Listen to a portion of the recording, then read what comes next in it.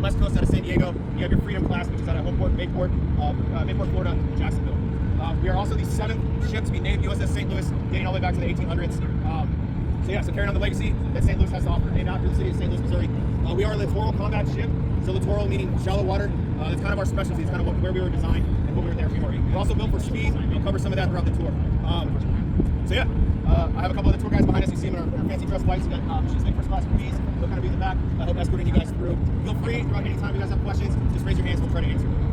So the significance of our ship and kind of the advantage our ship has, we're very modular based. So the design of these ships are being able to remove and add on different sensors, different weapon systems, different things to meet the mission set that the Navy needs these platforms to do.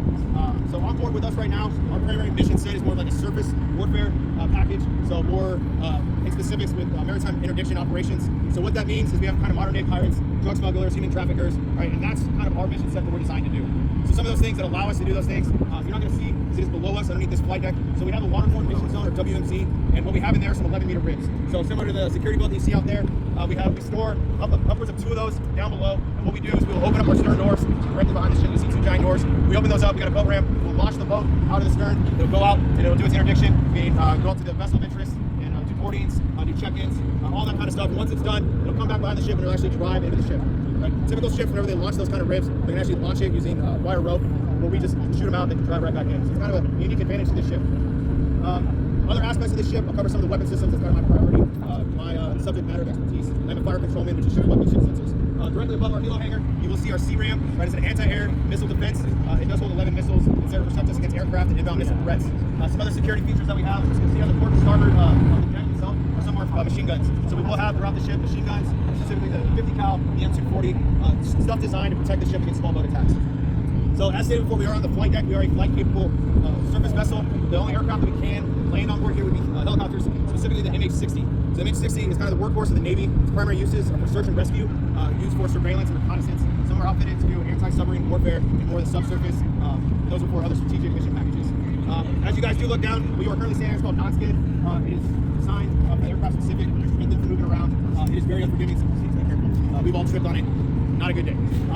But as you also see, you see all these little pluses all over the place. Those are called pad eyes. So I'll walk you kind of through flight operations. So as a helo is coming inbound to land, up in that tower right there where the windows are, you have your helicopter control officer, your HCO. Right? Their sole responsibilities have the communications with the pilots. So they're giving them the pitch and roll of the ship, they're giving them the wind, the speed, the direction, everything that they need to be able to safely land on the ship.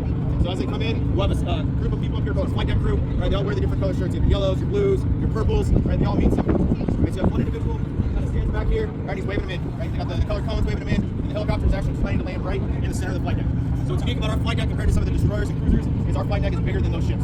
Right? It's very forgiving, very enjoyable for the pilots from what we've been told from them. Right? They got a big landing platform, a lot more secure for them.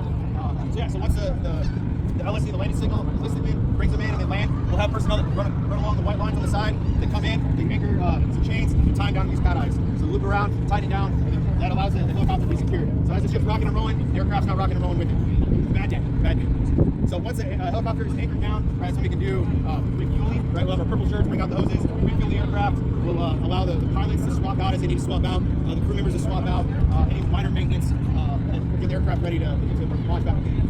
All the flight decks, the red, yellow, and green lights, that's for this flight deck operations, right? That means that no flight ops can be conducted. Once you go amber, red, or yellow, that allows us to move the aircraft out of the hangar bay, out to the flight deck, allows them to start engines and rotate rotors. And then once we go green deck, allows the aircraft to launch and recover. So once all flight operations are done, the maintenance crew will come out, they'll fold the wings, or fold the rotors of the helicopter in, they'll take the tail, they'll fold it in, kind of transformer style, make it as small and compact as possible, bring out this little robotic device that hooks up to the aircraft, lifts it up, and then we'll actually tow it into the hangar bay. So before we move into the hangar bay, is there any questions about anything before we continue on with the tour? All right, so everyone kind of follow?